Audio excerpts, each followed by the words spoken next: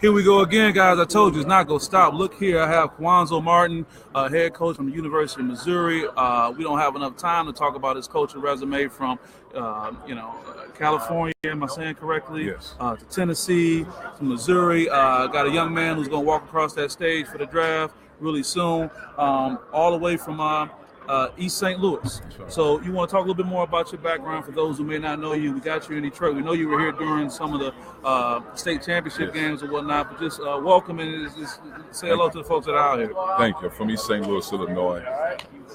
It's actually on the Illinois side of St. Louis, Missouri, across the river, Illinois side. Went to East St. Louis Lincoln High School, went to Purdue University. Learned a lot of things growing up in East St. Louis. Very similar in a lot of ways to Detroit, so I have a lot of passion for the city of Detroit. So again, my path has been one. A lot of lessons learned. My mom did a tremendous job in giving us balance in life. We saw some tough things, been through some tough things, but it's worked out. It's worked out. You have a young man that everyone's talking about, Porter Jr., who despite his back surgery, despite limited playing time, is probably going to be going to the association really soon. What is it like coaching a young man like that and individuals like Ivan Rabb, I remember as well, through USA Basketball and whatnot? What is it like coaching that kind of talent?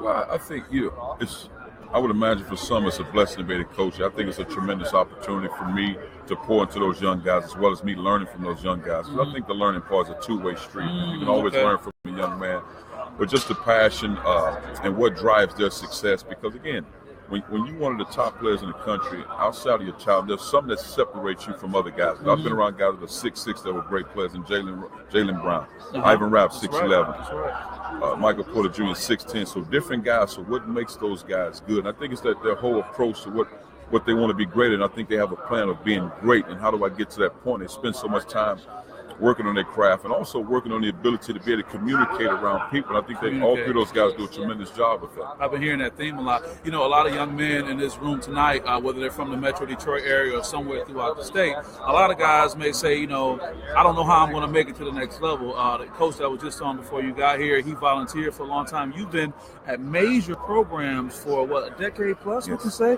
decade, yeah. What can you say to individuals who are trying to make their way to the next level or get where you are and beyond? I think the biggest thing is to work extremely hard. But everybody works, so work extremely hard. But also you have to have the ability to listen. Yes. You have to embrace authority and respect authority. And not that you want authority to demean you. Okay. But my mom did a great job helping me understand that somebody's an adult, listen to that information. Now, they think you're receiving that information, whether you think they're correct or not, take that information and run with it. So I think what happens nowadays with a lot of young guys that I've been around, they're almost as if they're the same level as an adult. We're not on the same level. I've never been the same level as my high school coach, as my college coach. Those guys have started. Those guys taught me a lot of things. So I just think for young guys to be able to listen and learn the information. Wow, that's major. So, like I said before, we got wind that you were in town during the high school championship games. A great coach like you, great programs you're involved with. So what do you say to young talent in the area who may worry that they won't get noticed or that they won't get seen? How do you talk to them about getting themselves prepared for opportunity? Well, I think the biggest thing is you trust your coaches, whether it's your summer coaches or your high school coaches. Trust your coaches.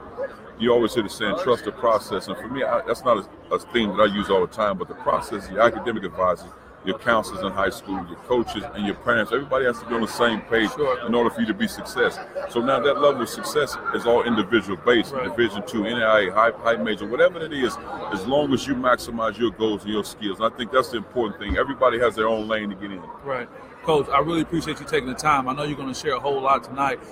Is there anything else you want to say to the greater Michigan community to let them know that you're here and Missouri's on the map? I just appreciate my time being here. I think this is a great place. I mean, the state of Michigan has always been great. I had some fun as a college player playing against Michigan State. So it was always fun. I spent a lot of time in Detroit. One of my assistant coaches, Cornell Mann, is from Detroit. So there's a lot of passion in my heart for the city of Detroit. Right. We appreciate you. Best of luck. And we know you're going to keep doing great things, Coach. Thank you. Thanks a lot. Great.